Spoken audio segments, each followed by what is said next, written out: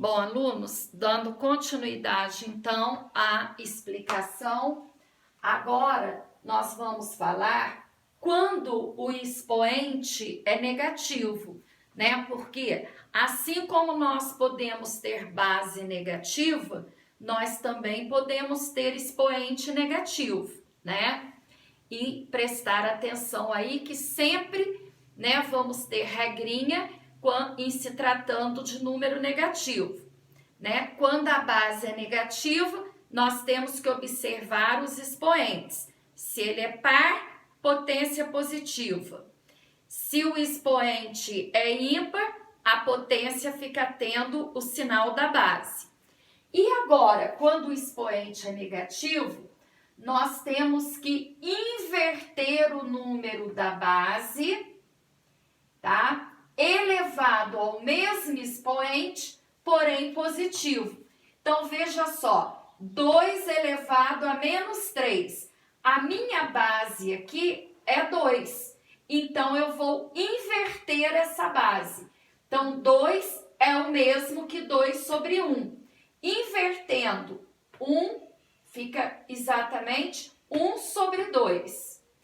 E como agora eu tenho um parênteses, existe a obrigatoriedade, tá, desse parênteses até o final do denominador, elevado ao mesmo expoente, porém positivo. Por que eu tenho que colocar o parênteses aqui na fração? Porque se eu não uso o parênteses até o final, a impressão, né, é que o expoente é somente do numerador, e não é. O expoente aqui, ele abrange numerador e denominador. É 1 elevado ao cubo e 2 elevado ao cubo. Então, 1 elevado ao cubo dá 1 mesmo. E 2 elevado ao cubo são 2 vezes 2, 4, vezes 2, 8. Agora, outro exemplo. Menos 2 terços elevado a menos 2. A minha base aqui ela é negativa. Ela vai continuar negativa. Só vou trocar o numerador e o denominadores aqui de lugares. Então, o inverso de menos 2 terços é menos 3 meios.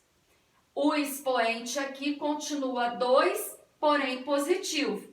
Então, para que esse expoente deixe de ser negativo e passe a ser positivo, eu tenho que fazer essa inversão da base. E agora eu resolvo normalmente, né? Base negativa com expoente par, potência positiva. 3 elevado ao quadrado são 3 vezes 3, 9. 2 elevado ao quadrado são 2 vezes 2, 4. Então, a minha potência aqui, mais 9 quartos ou 9 quartos. Agora, gente, veja como a colocação dos parênteses é importante quando a base é negativa. Eu já havia falado isso com vocês lá na primeira explicação, que agora eu iria mostrar a diferença quando nós temos uma base negativa e quando ela não é negativa. Então, veja só, quando eu identifico que uma base é negativa, se ela estiver dentro do parênteses.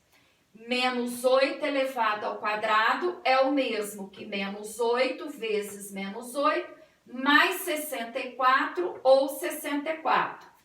Aqui, veja só, a minha base, ela não é negativa, tá? Esse sinal aqui de menos, ó, ele funciona como o simétrico, né? Ou o oposto do resultado dessa potência.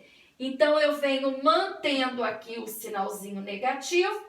8 elevado ao quadrado é o mesmo que 8 vezes 8. Mantenho o sinalzinho de menos, 8 vezes 8, 64. Então, ó, observem a diferença. Quando a base é negativa, ó, o meu resultado aqui foi um número positivo. quando eu tenho apenas esse sinalzinho de menos aqui ao lado da base. Ele vai ser mantido até o final. Porque se a minha base aqui ela é positiva, o simétrico de um número positivo será um número negativo. Portanto, ó, menos 8 dentro do parênteses elevado ao quadrado é diferente de menos 8 elevado ao quadrado.